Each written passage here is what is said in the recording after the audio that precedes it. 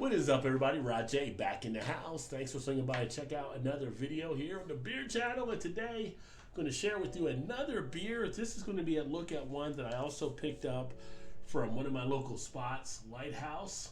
They actually had gotten this one in on draft, and this is going to be a look at the Starchild from Frost Beer Works. So here is the label, 6% ABV.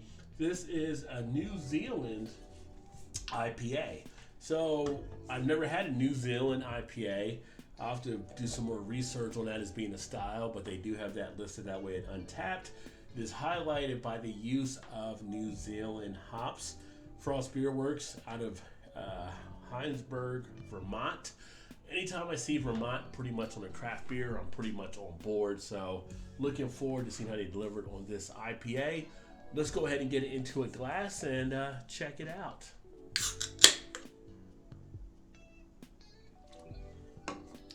All right, so you get a look here on the beer itself.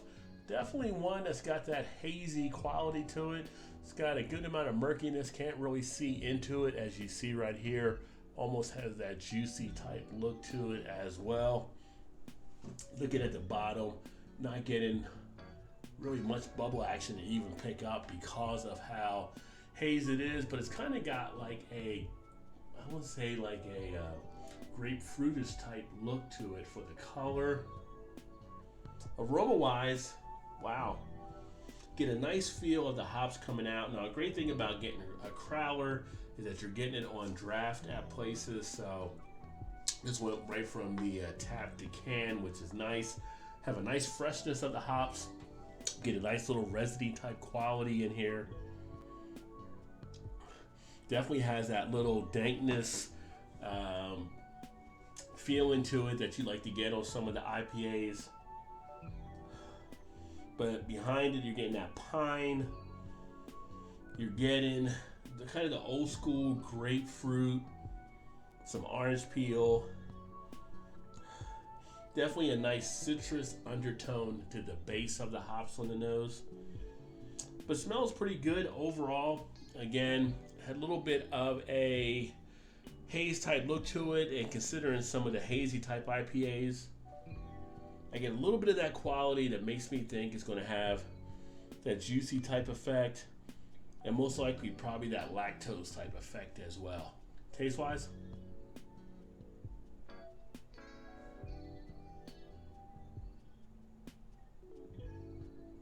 a nice bite from the hops, nice freshness to it. You have a nice cleanliness from the hops there. Only thing I knew about the hops from seeing the kind of what was written about the beer, they were from New Zealand, but it's got definitely a little bit more of a cleanliness. Got a little bit of a floral type accent to it as well. It's got a little bit more of a, it's going to sound kind of weird, but a little more brightness to it than what we usually have in a lot of the American hops for the IPA. It's got definitely something different taking place, but really the floral presence kind of jumps out. You still get a little bit of that fruitiness underneath as well. Hold it on the tongue, I get a nice bitter effect. Really feel the carbonation, really feel the tongue prickling sensation. But that after effect of it is really nice, and I can really feel it in the throat area. So I feel the sting, the greenness of the hops there in the throat where you get that scratchiness. But then after that, it's like a pretty much enveloping of the mouth of the other flavor for an aftertone effect that kind of brings in, like, a best way I can describe it is like a bright type feel. It definitely has a nice presence to it. I'm getting a nice after effect of the flavor. It's really sitting nicely in the cheeks right now. Does have a juicy type quality in there as well. Not as much as like a lot of the ones we're used to, the New England IPAs, the hazy type ones, but it has a little bit of that in there. But it also has a little bit of that drying quality of kind of the old school IPAs that we're used to. And have a nice blend of both coming together. Getting grapefruit peel coming out of that flavor. Getting orange coming out of the flavor as far as the fruit notes. But then it's that floral. It's that floral presence that adds that last layer. Really nice. I'm digging it. It's got a nice overall feel. Nice body to it. Nice medium body beer. 6% ABV, as I mentioned. Not too light, not thin at all. Very well done and put together by Frost Beer Works. Again, not familiar with them, but I would definitely check them out some more. If you're watching and you are familiar, because I do have some of you that are up in the Northeast, let me know how many thoughts you have on Frost Beer Works, or maybe you're not in the Northeast per se in Vermont, but you've been in other areas where you've seen their stuff and you've tried it. But very nice job they actually put together here with the Starchild. Definitely say give this one a go. As I look at it, there's some lacing on the glass as well, so breaking down very nicely here on the beer itself.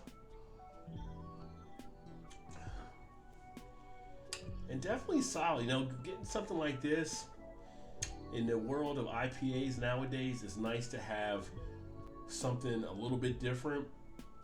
And this actually provides that, because it's kind of a little bit of the old school, but then a little bit of the new school, and together that little bit of the change of the hops, where you're kind of getting what you're used to with the IPA, but then you're getting that little additional, a little bit more of that floral, gives it just a little bit of a twist that really makes it stand out nicely. So really dig this one. Frost Beer Works, Starchild. For me, Untapped wise, I'm going to actually give this one here. Let me get one more sip in just to. Yeah, that's a really, really well done IPA they put together there. This will be actually a 4.25 out of 5 for me on Untapped. Really dig it. If you've had it, let me know what you thought of it by leaving a comment in the comment section. Thank you for swinging by. Check out this video. Remember, there's always time. Get your beer on. Cheers, everybody.